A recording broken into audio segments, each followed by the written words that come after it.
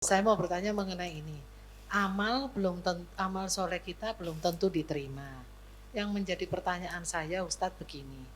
Kan kalau kita itu gibah, baik itu sengaja atau kepleset, itu artinya kita sedang mentransfer pahala kita kepada orang yang kita gibahin. Nah, sekarang pertanyaannya, itu pahala hari itu saja yang ditransfer ke orang itu, apa semua pahala? Soalnya kalau begitu agak takut saya, Pak Ustadz. Kalau misalnya Ramadan kemarin saya berburu, tahu-tahu kepleset gibah, amblas semua. Lah kemana itu Ustadz gitu? Itu pertanyaan saya, Ustadz. Ya, terima kasih. Baik, tentang dosa menggibahi orang lain. Ya. Dosa menggibahi itu termasuk perbuatan zalim. Menzalimi orang lain dengan lisan, gibah, fitnah, kemudian menuduh, mencaci maki dan seterusnya. Dosa orang-orang yang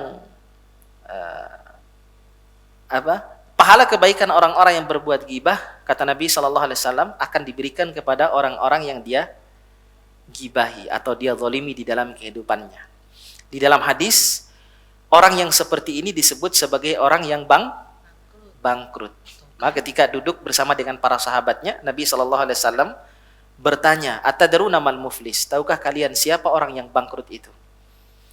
Para sahabat mengatakan, "Man la dirham lahu wala mata." Orang yang bangkrut itu yaitu orang yang tidak punya uang, orang yang tidak punya harta, orang kismin. Orang yang bangkrut dalam pandangan para sahabat. Kemudian Nabi SAW menjelaskan, "Innal muflisa min ummati may ya'ti yaumal qiyamati bi salatin wa zakatin wa siyam." Sesungguhnya orang yang bangkrut dari umatku bukan itu, tapi orang yang datang nanti menghadap Allah Subhanahu wa taala ketika dia dihisab oleh Allah Subhanahu wa taala, dia membawa pahala salat yang banyak. Dia membawa pahala puasa yang banyak. Dia membawa pahala sedekah yang banyak dan dia membawa pahala ibadah-ibadah yang banyak. Wa ya'ti qad syatama hadza, namun di dalam hidupnya dia pernah mencaci maki orang lain.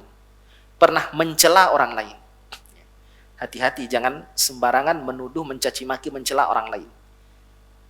Bisa jadi akan jadi orang yang bangkrut nanti di hari kiamat. Meskipun pahala sholat, pahala puasa kita banyak. Kita sudah puasa sebulan penuh di Ramadan, sudah qiyamul lail, qiyam Ramadan, tidak tidur menunggu Lailatul Qadar, ternyata gibah kita. Khawatir kita tentunya pahala kita ditransfer kepada orang lain. Syatama hadza, pernah mencaci maki orang lain. Kemudian yang kedua, wa daraba hadza, pernah memukul orang lain.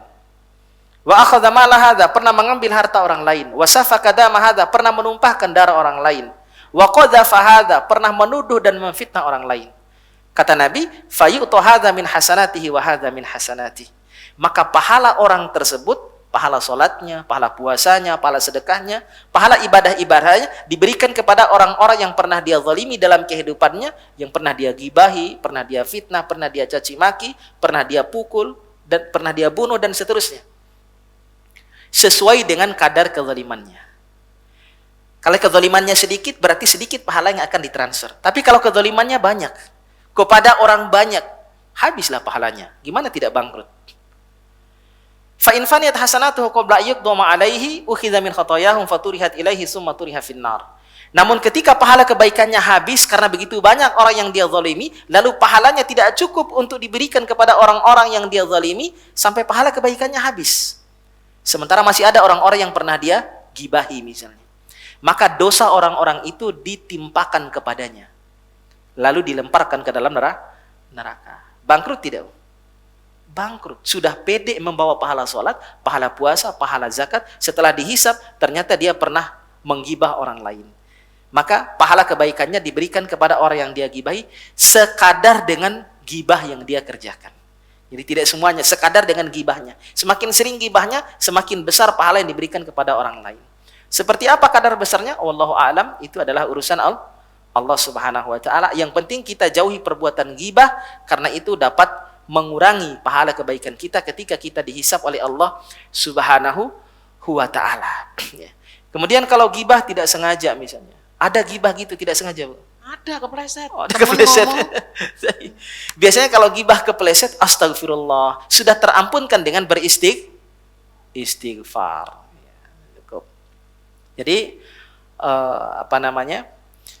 tinggalkan perbuatan-perbuatan gibah yang dapat mengurangi pahala kebaikan kita di sisi Allah Subhanahu wa ta'ala. Jadi kalau terpeleset tidak sengaja berbuat gibah, segera beristighfar kepada Allah Subhanahu wa ta'ala. Tentu orang yang kita gibahi tidak ingin dibicarakan keburukannya oleh kita, sebagaimana tidak ingin keburukan kita dibicarakan oleh orang lain. Sama.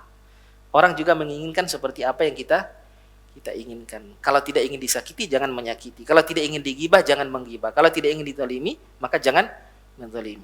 Kama tadinu tudan, sebagaimana engkau memperlakukan orang lain, begitulah engkau akan diperlakukan. Al jaza'u min jinsil amal, balasan sesuai dengan perbuatan kita.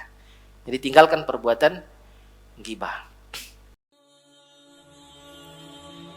Bantu yuk operasional Rumah Dakwah Al-Hujah dan terselenggaranya kajian serta dakwah Al-Hujah dengan menjadi donatur tetap setiap bulan berinfak Rp30.000. Dengan infaknya setiap bulan Rp30.000, insya Allah akan membantu dakwah Al-Hujah dan jadikan ini amalan yang istiqomah yang dilakukan terus-menerus atau kontinu. Allah mencintai amalan yang istiqomah walaupun sedikit. Terus istiqomah setiap bulan, jangan berhenti. Karena Allah mencintai hambanya yang istiqomah. Dan insya Allah ini akan menjadi amal soleh jariah dengan menyebarnya ilmu yang bermanfaat. Yuk salurkan amalan istiqomahnya setiap tanggal 3 setiap bulannya melalui